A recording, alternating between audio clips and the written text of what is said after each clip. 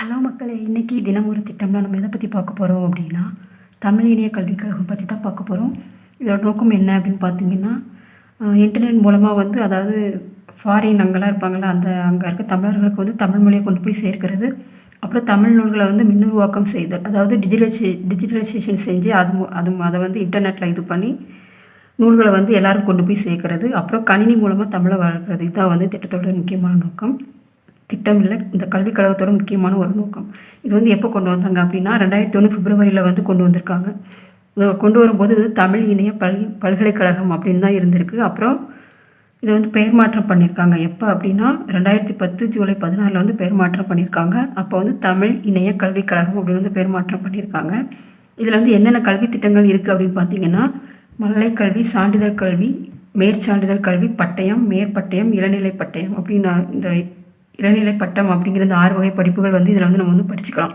மழலை கல்வி அப்படின்னா சின்ன குழந்தைங்களுக்கான தமிழ் சார்ந்த இது எல்லாமே வந்து தமிழ் சார்ந்த படிப்புகளை மட்டும்தான் நமக்கு வந்து இருக்கும். மழலை கல்வி அப்படின்னா சின்ன குழந்தைங்களுக்கானது. சான்றிதழ் கல்வி அப்படின்னா 1வதுலேருந்து 6வது வகுப்பு வரைக்கும் படிக்கிற குழந்தைங்களுக்கான படிப்புகள்லாம் வந்து இதில் வந்து சான்றிதழ் கல்வியில் வந்துடும். அடுத்து மேற்சான்றிதழ்னா 7 to 7வது 8வது படிக்கிற குழந்தைங்க வந்து இதில் வந்து வந்துடுவாங்க.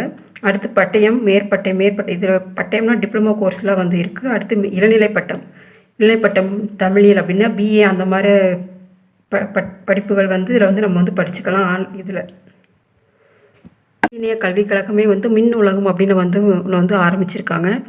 அது வந்து என்ன இது அப்படின்னு பார்த்தீங்கன்னா, 2015 to 16ஆம் ஆண்டிற்கான தமிழ்நாடு புதுமை முயற்சி திட்டம் அப்படிங்கிற ஒரு திட்டத்தின் கீழே டேனிங் அதாவது தமிழ்நாடு இன்னோவேஷன் இனிஷியேட்டிவ் அப்படிங்கிற ஸ்கீம் மூலமாக வந்து ஸ்கீமு கீழே அந்த மின் உலகம் அப்படிங்கிற ஒரு திட்டத்தை வந்து கொண்டு வந்திருக்காங்க.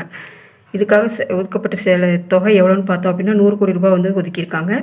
இது கொண்டு வரப்பட்ட ஆண்டு எப்போ அப்படின்னு பார்த்தீங்கன்னா 2017 அக்டோபர் 11 வந்து கொண்டு வந்திருக்காங்க. தொடங்கி வச்சவர் யாருன்னு பார்த்தீங்கன்னா, முன்னாள் முதல்வர் எடப்பாடி அவர்கள் வந்து இதை வந்து தொடங்கி வச்சுருக்காரு.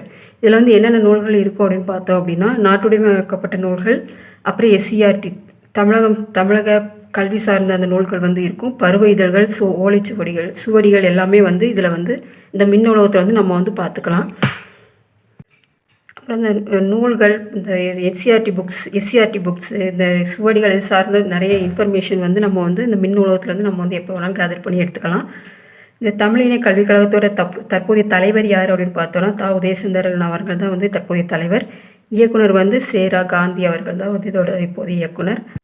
அடுத்து இந்த இணைய கல்விக் கழகம் கொண்டு வந்திருக்க இன்னொரு இது என்னென்னு பார்த்தீங்கன்னா, ஒரு நிதி உதவி திட்டம் மாதிரி ஒன்று கொண்டு வந்திருக்காங்க.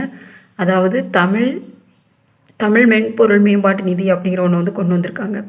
இது வந்து எதுக்கு அப்படின்னா, தமிழ் சார்ந்த ஒரு புதிய மென்பொருளை உருவாக்குறதுக்கோ அல்லது ஏற்கனவே இருக்கிற ஒரு பழைய மென்பொருள் அதாவது சாஃப்ட்வேரை வந்து புதுப்பிக்கிறதுக்கோ வந்து கொடுக்கறது. இது வந்து ஒரு தனியார் நிறுவனத்துக்கு கொடுக்கலாம். ஒரு தனிப்பட்ட ஒரு நபர் யாராக இருந்தாலுமே அவங்களுக்கு வந்து நிதி வந்து கொடுக்குறோம் அப்படின்னு வந்து சொல்லியிருக்காங்க. டிஎஸ்டிஎஃப் அப்படின்னா தமிழ்நாடு சாஃப்ட்வேர் டெவலப்மெண்ட் ஃபண்ட் அப்படிங்கிற இதில் தான் வந்து இது வந்து கொடுக்குறாங்க. தமிழ்நாடு, புதுச்சேரி மாநிலங்களில் இருக்கிற யார் வேணாலும் வந்து இந்திய அரசின் உதவியோடு அந்த நிறுவனம் வந்து இருந்துச்சுன்னா யார் வேணாலும் வந்து இந்த நிதி வந்து அவங்களுக்கு வந்து கொடுப்பாங்க. அது மூலமாக வந்து ஒரு சாஃப்ட்வேர் வந்து புதுசாக க்ரியேட் பண்ணலாம், இல்லை ஏற்கனவே இருக்க பழைய சாஃப்ட்வேரை வந்து நம்ம வந்து புதுப்பிச்சுக்கலாம்.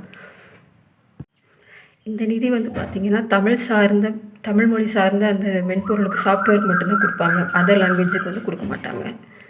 இன்னொன்று இந்த இணையவழி பல்கலைக்கழகத்தில் என்ன கொண்டு வந்திருக்காங்க அப்படின்னு பார்த்தோன்னா, தகவல் ஆற்றுப்படை அப்படின்னு ஒன்று வந்து கொண்டு வந்திருக்காங்க. இது வந்து எதுக்கு அப்படின்னா, இதில் இந்த தகவல் ஆற்றுப்படை அப்படிங்கிற வந்து தமிழரோட சாதனைகள், தமிழ் மொழி மற்றும் இலக்கியம் சார்ந்த எல்லாமே வந்து இதில் வந்து இருக்கும். இது வந்து எப்போ அறிவித்தாங்க அப்படின்னா, ஜெயலலிதா அம்மா காலத்தில், அதாவது முன்னாள் முதல்வர் ஜெயலலிதா அம்மா 2014 ஆகஸ்ட் 11 அப்போ வந்து அனௌன்ஸ் பண்ணியிருக்காங்க. ஆனால் திட்டத்தை கொண்டு வந்தவர் தொடங்கி வச்சவர் யாருன்னு பார்த்தீங்கன்னா, முன்னாள் முதல்வர் எடப்பாடி அவர்கள் 2017 ஆகஸ்ட் 11 வந்து கொண்டு வந்திருக்காரு. இதுக்கான மதிப்பீடு எவ்வளோ பார்த்தோம்னா 20 லட்சம் ரூபாய். இதில் வந்து என்ன அப்படின்னா,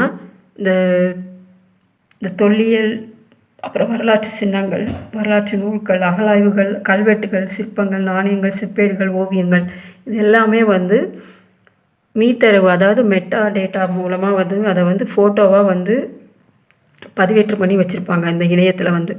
ஸோ இதை வந்து நம்ம பிக்சராக பார்க்கணும், மெட்டா டேட்டா மூலம் இது பண்ணி வச்சுருக்காங்க அப்படின்னா இந்த தொல்லியல் வரலாற்று சின்னங்கள், நினைவு சின்னங்கள் இதெல்லாம் வந்து நம்ம புகைப்படமாக பார்க்கணும் அப்படிங்கிற பட்சத்தில் நம்ம தகவலாற்றுப்படை அப்படிங்கிற இதில் போய் பார்த்தோம் அப்படின்னா அங்கே எல்லாமே புகைப்படமாக வந்து நமக்கு வந்து பதிவேற்றம் பண்ணி வச்சுருப்பாங்க. தேங்க்ஸ் ஃபார் வாட்சிங் மக்களே. சப்ஸ்கிரைப் பண்ணுங்கள். தேங்க்யூ.